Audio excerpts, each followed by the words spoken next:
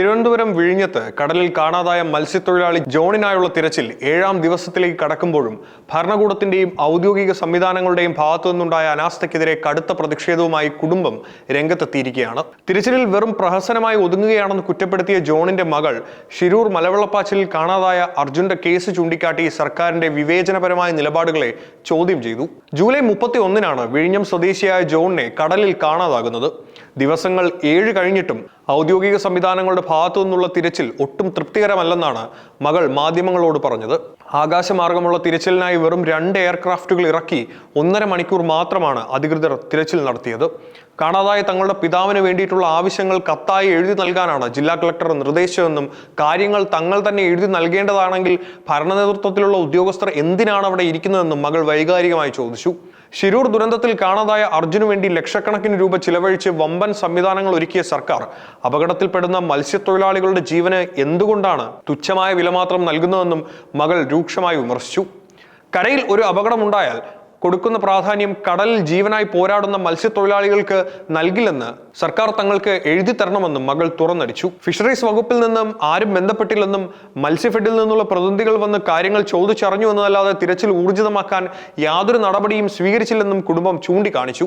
കടൽ തീരത്ത് പോയാലുള്ള അവസ്ഥ അറിയാമല്ലോ എന്ന് വാർത്താ സമ്മേളനത്തിൽ മുഖ്യമന്ത്രി നടത്തിയ പരാമർശം കാണാതായ ആളുടെ കുടുംബത്തെയും തീരദേശ സമൂഹത്തെയും ആക്ഷേപിക്കുന്നതാണെന്ന് മകൾ തുറന്നടിച്ചു. സംസ്ഥാന ദുരന്ത നിവാരണ അതോറിറ്റിയുടെ മേധാവിയായ മുഖ്യമന്ത്രി യഥാർത്ഥ വിവരങ്ങൾ മറച്ചുവെച്ച് മാധ്യമങ്ങൾക്ക് മുമ്പിൽ തെറ്റായ സന്ദേശങ്ങൾ നൽകുന്നതെന്നും കുടുംബം കുറ്റപ്പെടുത്തി. ഉദ്യോഗസ്ഥർ നൽകുന്ന വിവരങ്ങളും മുഖ്യമന്ത്രി പൊതുസമക്ഷം വ്യക്തമാക്കുന്ന കണക്കുകളും തമ്മിൽ വലിയ വൈരുദ്ധ്യമുണ്ടെന്ന് കുടുംബം ചൂണ്ടിക്കാണിച്ചു. ഒരു നോട്ടിക്കൽ മൈൽ എന്നാൽ എന്താണെന്ന് പോലും കൃത്യമായി ധാരണയില്ലാത്ത ഉദ്യോഗസ്ഥരാണ് വിവരശേഖരണത്തിനും ദുരന്ത നിവാരണ പ്രവർത്തനങ്ങൾക്കും നേതൃത്വം നൽകുന്നത്. അവരിൽ നിന്ന് വിവരങ്ങൾ ശേഖരിക്കുന്നതിലെ വീഴ്ചയാണ് ഭരണ നേതൃത്വത്തിന്റെ വാദങ്ങളിൽ നിഴലിക്കുന്നത്. കാണാതായ പിതാവിനായി കണ്ണീരോടെ കാത്തിരിക്കുന്ന കുടുംബത്തെ നിസ്സാരവൽക്കരിക്കുകയും അധിക്ഷേപിക്കുകയും ചെയ്തതിന് മുഖ്യമന്ത്രി പരസ്യമായി മാപ്പ് പറയണമെന്ന ഉറച്ച നിലപാടിലാണ് ഇവർ.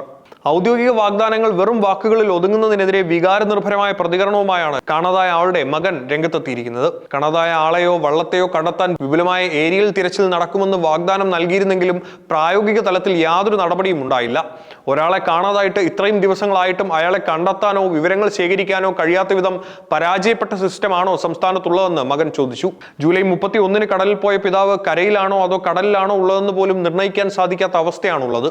അത്യാധുനിക സാങ്കേതിക വിദ്യകളും ആധുനിക രക്ഷാപ്രവർത്തന സംവിധാനങ്ങളും ലഭ്യമാണെന്ന് ഭരണകൂടം അവകാശപ്പെടുമ്പോഴും അത്യാഹിത ഘട്ടത്തിൽ ഇതൊന്നും പ്രയോജനപ്പെടുന്നില്ലെന്ന വലിയ വീഴ്ചയാണെന്ന് മകൻ ചൂണ്ടിക്കാണിച്ചു.